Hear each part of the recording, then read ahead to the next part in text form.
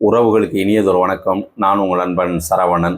இன்றைய தினத்தோட அனைத்து மாநிலத்து தேர்தலும் முடிய போகுது. ஸோ அடுத்து மே 4 ரிசல்ட்டு. ஸோ இன்றைக்கி ஈவினிங்கே ஒரே பரபரப்பாயிரும். யார் ஆட்சிக்கு வரப்போகிறார் அப்படிங்கிற பரபரப்பை கொடுக்க போகிறாங்க. ஸோ அது காத்துக்கிட்டு இருக்காங்க. எல்லாமே ஷெடியூல் போட்டே வச்சுருப்பாங்கன்னு தான் நான் நினைக்கிறேன்.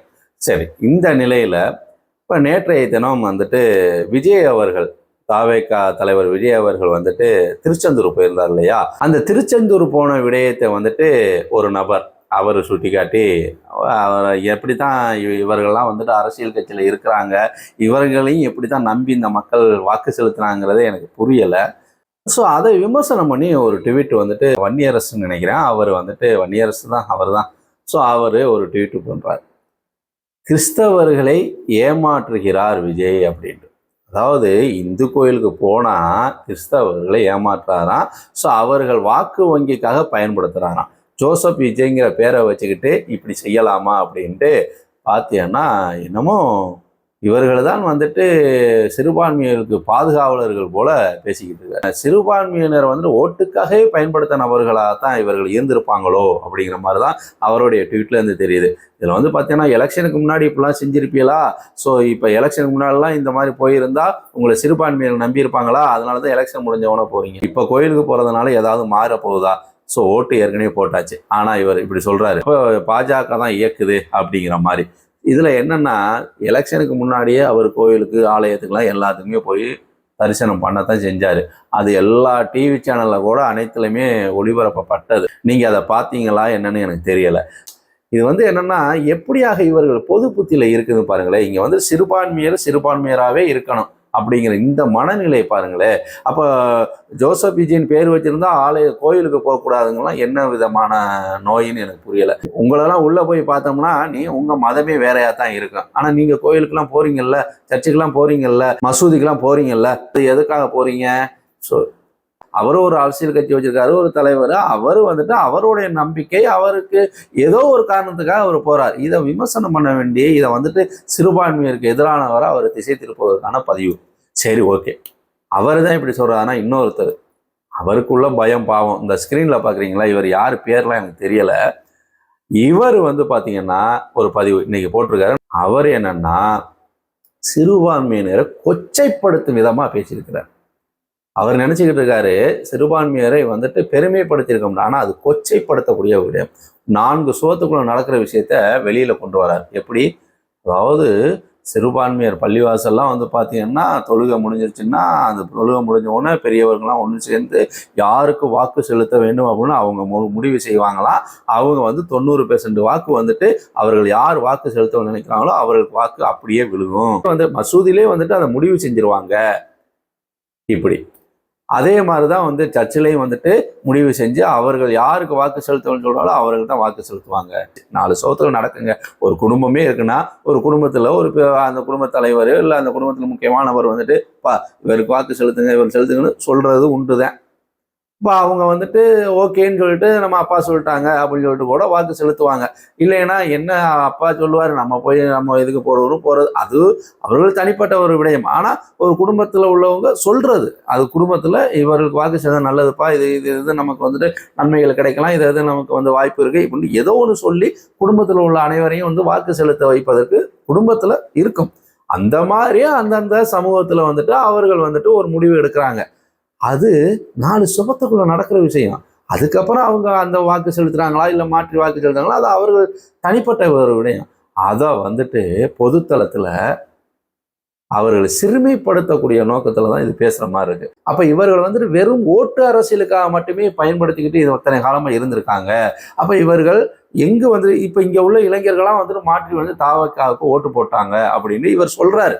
போட்டாங்களா போடலையா என்ன நடந்துச்சுன்னா நமக்கு மே 4 தெரியும். ஆனா இவர் சொல்றாரு, விஜய் பாஜகவோட கைக்கூலி, விஜயை இயக்குவதே பாஜக தான். ஸோ இந்த இஸ்லாமிய கிறிஸ்தவர்கள் இவர்கள் சிதறடிப்பதற்காக கொண்டு வரப்பட்டவர் தான் விஜய்.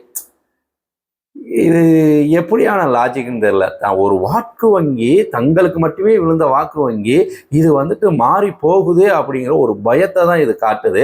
உங்களால் தான் நீங்க வந்துட்டு ஓட்டு வங்கிக்காக சிறுபான்மையை பயன்படுத்துற ஒரு விடயத்தினால தான் பாஜக வந்துட்டு வளரக்கூடிய ஒரு நிலைக்கு நீங்க தான் தள்ளி இருக்கீங்க. அப்ப இங்க ஏன் பாஜக வந்துட்டு இந்த அளவிற்கு வந்து வளர்ந்து நிற்கிறாங்கன்னா, உங்களை போன்றவர்கள் நீங்க சிறுபான்மைன்னு சொல்லி சொல்லி அவர்களை உங்களுக்கு பாதுகாவலராக சொல்லி அவர்கள் உங்க வாக்கு வங்கிக்கு மட்டுமே பயன்படுத்தி அவர்களுக்கான எந்த ஒரு அடிப்படை தேவைகளையும் நீங்க நிவர்த்தி செய்யவே வரல. இதற்கு உதாரணங்கள் பல சொல்லலாம். அது எங்க தொகுதியே அதற்கு ஒரு முக்கியமான ஒரு உதாரணம் தான். ஸோ அப்படியாக அவர்கள் வாக்கு வங்கிக்காகவே பயன்படுத்தி இன்னைக்கு அவர்கள் வந்துட்டு இன்னொரு புதிய நபர் ஒரு வர்றாரு அப்படின்ட்டு ஏதோ ஒரு ஈர்ப்புல அவங்க போய் வாக்கு செலுத்த போனா அதை வந்துட்டு பார்த்தீங்கன்னா சிறுமைப்படுத்துறது. ஜமாத்துல சொன்னதை கேட்கல, கிறிஸ்தவாலயத்துல சொல்லப்பட்டதெல்லாம் வந்துட்டு கேட்காம தன்னிச்சையா முடிவு எடுத்துட்டாங்க. ஓட்டுங்கிறது வந்துட்டு யாரோ சொல்லி பண்ணக்கூடாது, அவங்க தன்னிச்சையாக முடிவெடுத்து அவங்களுடைய உரிமை அது. அந்த உரிமையை இன்னொருத்தர் வந்துட்டு கட்டாயப்படுத்துறது முறை தவறு. அப்போ உங்களுடைய நோக்கம் என்னன்னு தெரியுதா? அப்போ வந்துட்டு விஜயை நம்பாதீங்க. விஜய் வந்துட்டு பாஜகவில் அனுப்பப்பட்டவர். அவரை வந்து நம்பி நீங்க ஏமாந்து போகாதீங்க. நீங்க இங்கேயே இருங்க. இது சரியான வாதமானு தெரியல. ஏன்னா கடந்த காலங்களில் காங்கிரஸ் இருக்க போது திமுக எப்படியாக வந்துச்சு, அதிமுக எந்த நிலையில அவங்க இங்க வந்து கோலச்சினாங்க. இப்ப காலத்தின் கட்டாயம் அடுத்து யாரோ ஒரு புதியவர் வருவதற்கான ஒரு வாய்ப்பா கூட இருக்கலாம். நாளைக்கு ஓட்டு எண்ணும் போது அது உண்மையா பொய்யாங்கிறத நாளைக்கு தெரிஞ்சு போயிடும். ஆனா அதற்குள்ள உங்களுக்கு ஏன் சிறுபான்மையர் மக்கள்னு சொல்லி அவர்களை வந்து சிறுமிப்படுத்தக்கூடிய ஒரு மனநிலையில நீங்க ஏன் வந்திருக்கீங்க அப்படிங்கிறது உண்மையிலே எனக்கு தெரியல. இதுல வன்னியரசு அவரோட ட்வீட்டு. ஸோ இதெல்லாம் வந்துட்டு எதை காட்டுதுன்னா, இங்க மத அரசியலை இவர்கள் தான் செய்து கொண்டு இருந்திருக்கிறார்களோ. ஏன்னா பாதுகாவலர்னு சொல்லி மத அரசியலை தூண்டி விட்டு இவர்கள் குளிர் காஞ்சிருக்கிறாங்க. இன்னைக்கு அது வந்துட்டு வெளியில வருது. அவர்கள் சிந்திக்க ஆரம்பிச்சிட்டாங்க. அவர்கள் தன்னிச்சையாக ஒரு முடிவெடுக்கக்கூடிய நிலைக்கு வந்துட்டாங்க அப்படிங்கிற ஒரு தோற்றம் உருவாயிருக்கு. அப்படிங்கிற போது இவர்களுக்கெல்லாம் ஒரு வித பயம் பதட்டம்லாம் வந்து இப்படியாக வந்துட்டு உளறி கொண்டிருக்கிறாங்களோ அப்படிங்கிற மாதிரிதான் நமக்கு தெரியுது. நம்மளை பொறுத்த வரைக்கும் நம்ம உழைச்சாதான் யார் ஆட்சிக்கு வந்தாலும் வந்துட்டு இங்க எதுவும் மாறிட போதா? ஒன்றும் மாற போறதில்ல. வேலை வாய்ப்பு கொடுத்துட போறாங்களா? ஒன்றும் இல்லை. இன்னைக்கும் போராடி கொண்டு தான் இருக்கிறோம். எதுலையாவது ஒன்று எப்படியாவது ஏதாவது அமைஞ்சிடாது போராடி கொண்டு இருக்கிறோம். ஸோ ஒரு அரசு வேலைக்குன்னு போனாலும் அதுல வந்துட்டு நியாயமா இருக்கா அப்படிங்கிறதே இன்னைக்கு ஒரு கேள்விக்குறியா இருக்குது. இப்படியாக பல மன அழுத்தத்துல இருந்துகிட்டு இருக்கக்கூடிய ஒரு சமுதாயத்தை நீங்க வந்துட்டு தமிழ் சமூகம்ன்ட்டு அதை வந்துட்டு சீமானை வந்துட்டு தமிழர்கள்னு சொல்லிட்டு அதை வந்து பிரிச்சு அதை கொண்டு போயிட்டாராம். அவர் வந்துட்டு யூஸ்லெஸ்ஸான ஒரு தமிழர்களை உருவாக்கிட்டார். இந்த நபர் பேசுறாருங்க, என்ன மாதிரியான? அப்ப வந்துட்டு நீங்க தான் இருக்கணும். உங்களை எதிர்த்து யாரு அரசியல் பண்ணாலும் அவங்க வந்துட்டு பாஜகவோட கைக்கூலி. அவர்களுக்குன்னு ஒரு கொள்கை இருக்கக்கூடாது. அவர்கள் வந்துட்டு உங்களை நம்பியே வாழணும். என்ன ஒரு மனநிலைன்னு எனக்கு தெரியல. சுயமாக சிந்திக்கக்கூடிய ஒரு ஆளுமை மிக்க ஒரு தமிழனாக ஜாதி மதங்களை கடந்து உங்களுக்கானது எது சரி தவறுங்கிறத சிந்திக்கக்கூடிய இன்றைய இளைஞர்கள்.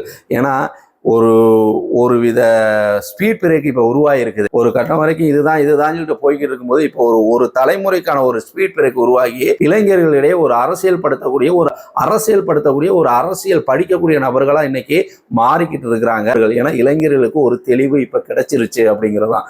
அது தடைபடுதே அப்படிங்கிற அந்த மன வருத்தத்துல சிலர் வந்துட்டு பேசிக்கிட்டு இருக்காங்க. வெற்றிங்கிறது உங்களுக்கே அமைந்தாலும் ஆச்சரியப்படுறதுக்கு இல்லை. ஏன் வந்துட்டு முந்தி கொண்டு நான் ஏற்கனவே போட்ட பதிவுலாம் ஏன் அவசர கோலத்துல வந்துட்டு உங்களோட இயலாமையை ஏன் முன்கூட்டியே வந்துட்டு சொல்லி உங்களை ஆதங்கப்படுத்திக்கிறீங்க அப்படிங்கிறது எனக்கு புரியலை. சரி, ஓகே, மே 4 வரைக்குமாவது கொஞ்சம் பொறுமையா இருங்க, ரைட்டுங்களா? ஸோ மீண்டும் ஒரு நல்லதொரு வாய்ப்பில் சந்திப்போம் உறவுகளே. நன்றி உறவுகளே.